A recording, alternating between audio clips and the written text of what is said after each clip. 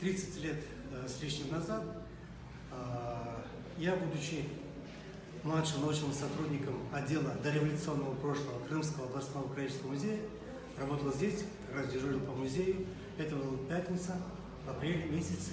Где-то в районе 5 часов вечера ко мне зашел мой коллега, знакомый человек, к сожалению, забыл, как его зовут. Мы вместе с ним в марте 90-го года принимали участие в съезде, в Всесоюзном съезде общества «Мемориал». Еще с нами был покойный с нами Гарагуля. Он сказал, что вы здесь сидите, в понедельник будут сносить ваше медресе. Какое медресе? Я, честно говоря, не знал. Я дождался окончания работы, закрыл музей, сдал музей в 18-15. Мы с ним прошли на Самых 8, он показал здание, которое напоминало, да, что-то в архитектуре крымско-татарской, но оно было застекленное спереди. Он сказал, это ваше медресе. Его в понедельник будут сносить. Я опять вернулся на работу, открыл музей. Здесь была перьевая ручка, чернильница. И написал такое письмо председателю Крымского облсполкома Рощупкину.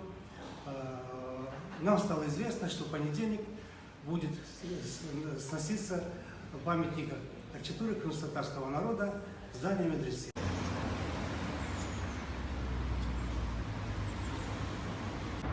В назначенное время, 15:00, понедельник, в апреле 90-го года, я подошел к зданию облсполкома, впервые в него зашел. Меня завели в малый зал, зал был полный людей. В президиуме сидела Татьяна Красикова, заместитель председателя совета, тогда еще облсполкома Крымского, курирующая гуманитарные вопросы. Встречал мне ее помощник, полковник в отставке, фамилия его была Соколов. Вопрос был один о перепрофилировании или реконструкции проекта строительства.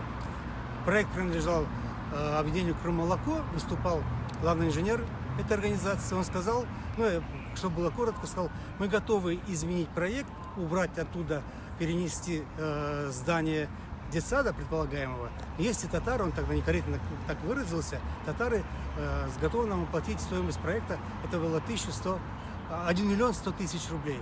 На что я ответил, что, некорректно, мы не организация татары, так называется, а тогда я уже возглавлял Координационный центр по возрождению татарской культуры, где я представляю организацию крымско-татарскую.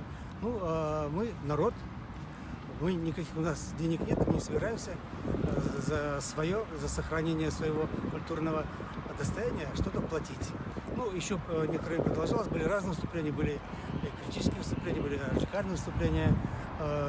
Заседание закончилось. Через некоторое время пригласила Татьяна Красикова в свой кабинет, где я написал еще одно заявление от организации, от Координационного центра по возрождению татарской культуры с просьбой о передаче здания нынешней библиотеки Гаспринского, а тогда это был дирекция горбыткомбината и Красного Креста представительства в Крыму, передача этого здания Координационному центру по возрождению татарской культуры. Это заявление я написал и отдал. Через некоторое время начались конкретные действия, и я очень благодарен Алара Металесу, нашему первому депутату после войны Симферопольского горсовета, Зету Решетову, и нашему крымчакскому другу Александру Хонду. Они, будучи депутатами Симферопольского горсовета, провели большую работу, провели все эти сессии, решения, и было принято решение Симферопольским горсполком о передаче этого здания Координационному центру по возрождению татарской культуры.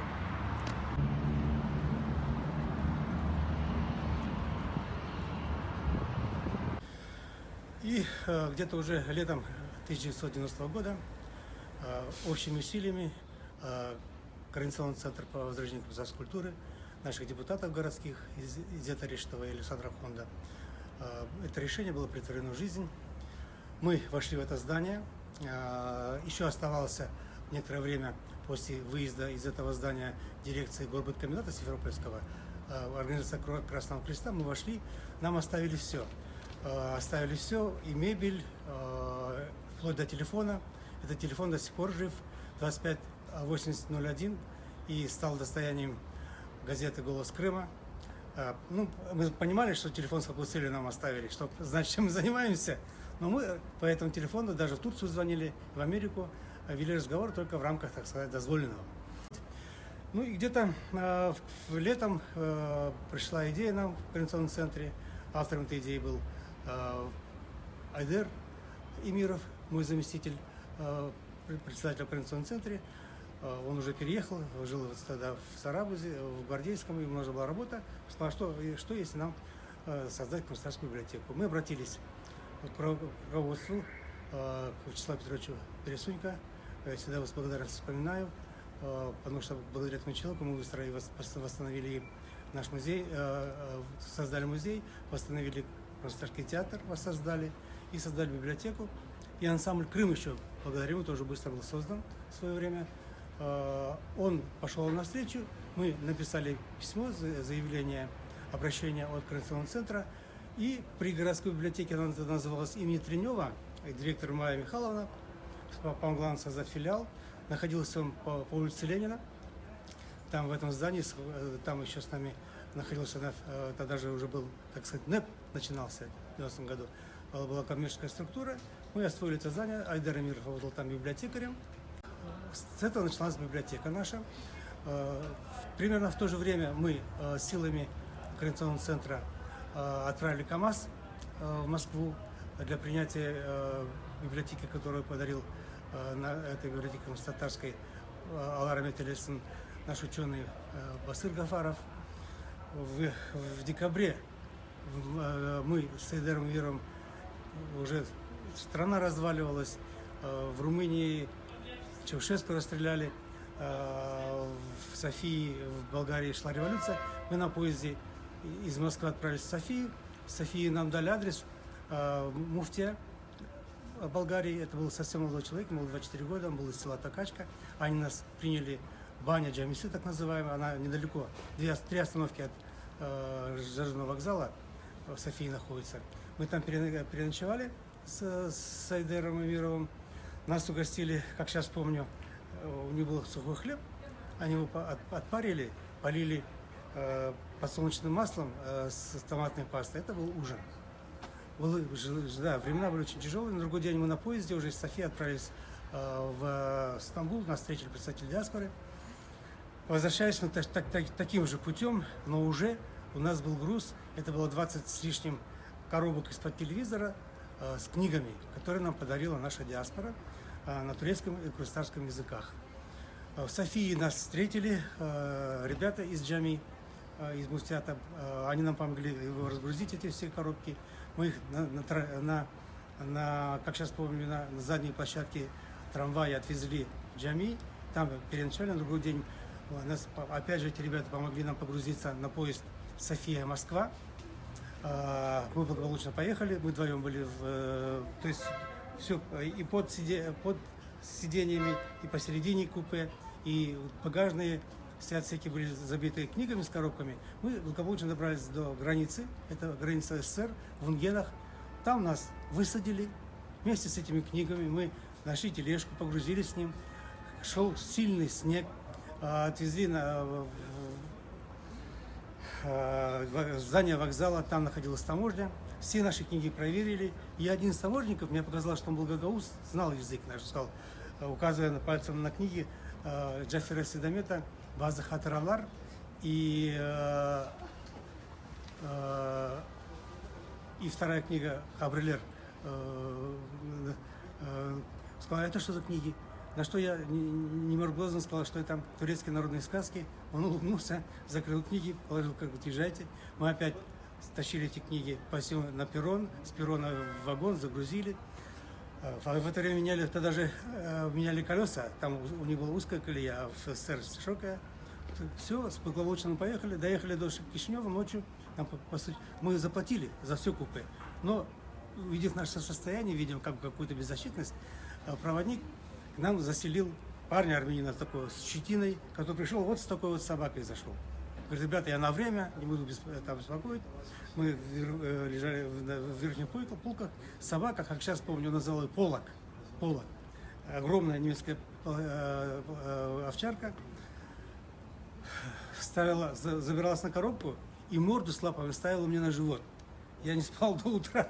но благополучно в Киеве он сошел. И до Москвы мы вдвоем доехали. Мы, когда перед тем, как отправиться в путь из Софии в Москву, своим друзьям из муфтията московского, Равиля Хазрата, заместителю, и два молодых парня, Молдомир, а другой Абдул-Вахид, его так звали еще Валериан Ниязов, отправили телеграмму, чтобы нас встретили. Мы так договаривались. Ну, такой курьезный случай произошел, когда мы отправили телеграмму, девушка на главпочтамте Софии. Я говорю, пожалуйста, можно телеграмму отправить? Она говорит, так показывает. Я говорю, ну очень просим, мы вот скоро уезжаем, там много. Она. Потом до меня дошло, что это у них да, а это нет. Отправили телеграмму, ну, нас не встретили. Еще один момент, когда мы выходили там на главпочтамте города София в Болгарии, там центральная площадь Софии. И там стоял памятник Ленину, весь облитый красной краской, а на груди у него было написано «Иском си Москва». То есть это было, вот такие были события, и в этих событиях как бы мы благополучно проделали свой путь. В Москве нас никто не встретил, это где-то было 11 часов ночи или вечера. Мы приехали на Киевский вокзал, перетаскали с Айдера эти 20 с лишним коробок с книгами в центр кассового зала. Айдер пока стоял, я вышел на площадь, и такси, конечно, не было, нашел. Этим занималась тогда все машины скорой помощи. Договорились, заплатили, он нас довез с Киевского вокзала на Курский вокзал. Опять эти коробки мы перетаскали в центр кассового зала, посмотрели на табло. Первый поезд в 5 или 6 утра, это был поезд Москва-Евпатория. Мы сюда, конечно, не ждали, что там вечером будет еще через 9 часов поезд прямой с Симферополя. Вот на этот поезд взяли билеты, тоже купе, перенесли книги, погрузили и крепким сном уснули до самой Евпатории. В Москве было снежно, метель, вьюга, а Крым, Евпатория нас встретила солнцем, сухой погодой. Мы книги выгрузили на перрон, быстро нашли, тогда такие были машины, они назывались «Рафик», и микроавтобус. Погрузили, и через 20 часа мы были вот в этом дворе, во дворе этого здания, и книги выгрузили в одну из комнат здания, которое уже сейчас не существует, снесли. То есть эти книги, здесь было тоже такое вот длинное здание, видимо, в них проживали когда-то учителя Мектебе Руждия, разгрузили книги, вот эти 400 с лишним килограмм книг из Турции, которые мы на себе перенесли с Айдаром Эмировым, и составили основной первый фонд будущей нашей национальной библиотеки имени Исмаила Гаспринского. Так начиналась библиотека Гаспринского.